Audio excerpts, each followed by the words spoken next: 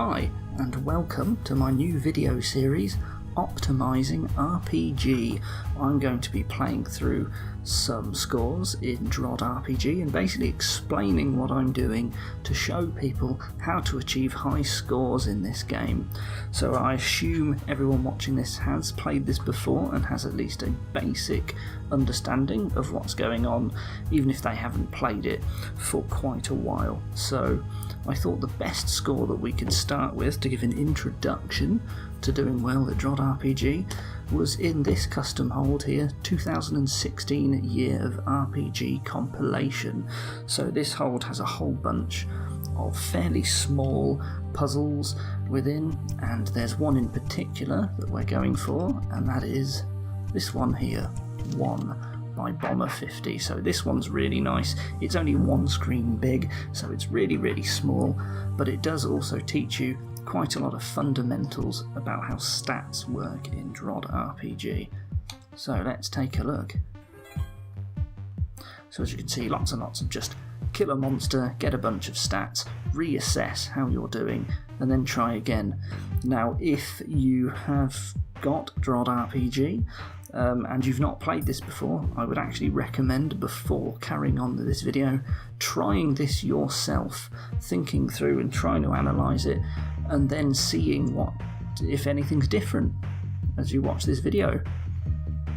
So if you press plus on the number pad, you do get this screen pop up. Now this screen is extremely good because it summarises the stats of all of the monsters in the room and basically shows you what's going to happen as you collect stats. So as we can see here, what this is telling us is that if we fight the roach, we will take 60 damage, and he will hit us 6 times for 10 damage each, and that you need one more attack to basically reduce the number of hits that you take.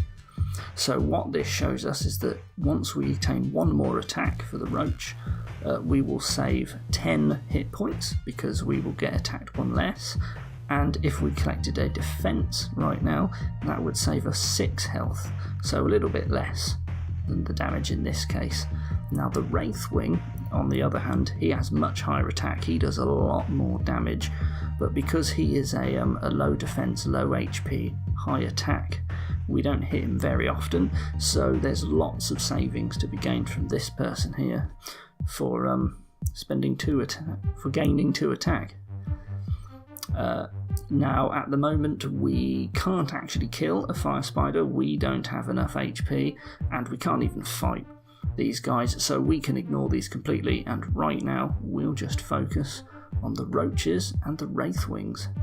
So taking a look at where we should start, well, it's quite clear here that this roach at 2 attack and 1 defense is just strictly better than the other 2 roaches.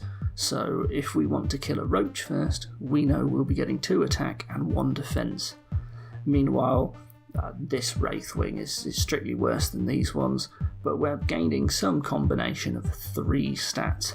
Now if we go back to our stats screen, we can see here that that roach that gives us 2 attack will reduce the amount of damage we take here by 1 hit. So that saves us 28 from the attack gain alone. Meanwhile, if we did a Wraithwing first, we would get a cheaper roach fight, but it's only going to save us about 10 health, or possibly 2 hits for a total of 20. So it should be quite clear that even with any additional defense bonus, that getting the roach first is a lot better, because there is a lot of damage to be saved by reducing the damage we take from the Wraithwing. So we're going to start off by killing this roach first. So now let's reassess where we're at. So now you can see this guy's reduced in damage quite a lot. So the reason why this has gone down so much is because his defense is quite high, and at the moment it's actually very close to our attack. Now when you're in this situation, what happens is that every additional attack point you get is proportionally a very huge jump. So at the moment we deal 4 damage per hit, but if that goes up to 5 damage per hit, that is actually a 25% increase in the damage that we deal. and for the the lower the number is, adding 1 is a much higher proportional effect. So it should be clear that the fire spider still has a long way to go in very quickly reducing the amount of damage we deal. So I think we can still ignore this guy fairly easily.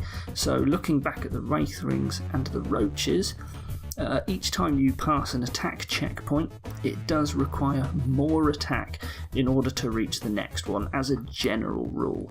So you can see here that these now need even more attack stats until we gain any benefit from collecting attack. Now looking again, what's particularly interesting here, and I don't know if you noticed it, is that if we go for the roaches first, there is only 2 attack to be gained in total by killing roaches. That means that we cannot reduce the number of hits that we take from wraithwings just by fighting roaches alone. So that implies that at least one wraithwing we're going to take at least 4 hits from one. So we really should consider killing one of them right now instead. Well, because this one here actually gives us 3 attack, by fighting him we will reduce the damage that we take fairly substantially from both the roach and the wraithwing, whereas if we fight any of these others we won't. So this guy here is a very good candidate for a person that we should kill next. So now that we reassess again, you can see that this is a very big jump now. We're not going to be hitting this by just killing one monster. We do have to kill quite a number of monsters until we get this bonus. And the wraithwing doesn't benefit that much from collecting defense because he's just not hitting us very often. So in fact, if you count up all of the attack gained from wraithwings and roaches, that's how we get to 6 attack. So if we don't kill any spiders or the spider or any fire spiders before killing all the wraithwings, we're actually not going to get any benefit from the attack at all. So that implies that we should just assume for now that we don't want to focus on attack to reduce the wraithwings. So should we instead focus on the roaches? Well, one of the roaches we can get down to reducing their attack quite quickly by collecting more attack from the wraithwings. So the wraithwings have sort of in the short term become better to attack now because the savings that we get by attacking them now is very reduced. It's not going to go down for a while, so we should think about them first. So do we want to gain 2 attack from this wraithwing and 1 defense, or do we want to go for 1 attack and 2 defense? And that largely depends on whether or not we want to kill one of the other roaches for its benefits. So if we took this one here, for example, we know that what we could then do is kill this roach for 1 attack and 1 defense, but that's not really going to do anything for us. So you can see that it's not going to really reduce the number of attacks from the fire spider. The defense in a way is the best thing that we're getting from it, and at 3 or 6 damage saved per monster fort, it's not actually very much. So what that implies is that killing this roach actually isn't very good. If we wanted to get the defense, which is the best benefit from it, well, we probably should have killed this guy first instead, because that way we're still getting 2 defense, but we're only killing 1 wraithwing instead of a wraithwing and a roach, and the attack just isn't very good. So instead, let's kill this guy instead. Now here, because we've taken 1 less attack than we did last time, we can see that the fire spider, he is going to go down if we take 1 more attack, and so is the roach. So because we're getting quite a lot of benefit from 1 more attack, but not from wraithwings, we should consider killing another wraithwing first, like the amount of damage saved by reducing attack on the fire spider is quite a lot, so we definitely want that.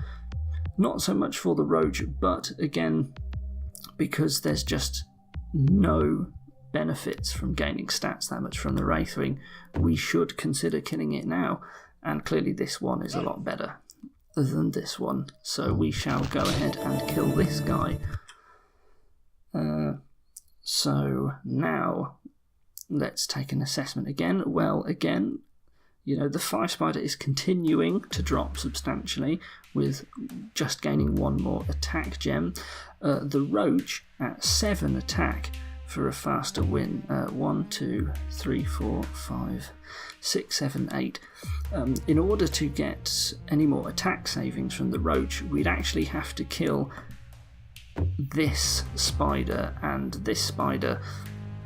You know, it should be fairly straightforward that this guy is probably going to be killed last or almost last, so I think it's safe to assume for now that the roach just isn't going to get any more benefit from any additional attack. So that means but we still want one more attack, and because this guy doesn't give us defense but this roach does, and because the benefits from the roach is also just defense at this point, like the Wraithwing, we might as well go for the roach because there's less savings to be made, and we're not making immediate savings in the short term from either of these, but long term we're not saving much if we leave him alive for later, so we might as well kill this roach now. And this leads us back to a situation where the fire spider is not really going down anytime soon, so we should at this point consider one of these fire spiders. We could reduce the damage that we take from them if we got both of these attack gems, but at 17 to save by doing that versus 23 if we wait on the Wraithwing, who also needs to attack, we actually do get better savings by leaving this guy and going for this guy instead. There's no point in fighting this guy. That one attack is not doing anything for us right now. So now that we have that to attack, we are now in the situation where we just need so much more attack. We want attack to reduce the spider, but these guys, I don't think any of these are actually going to benefit. Well, there's only 2 attack in front of the spider, and this spider is clearly going to benefit from at least one of those attack points. Let's just quickly find out.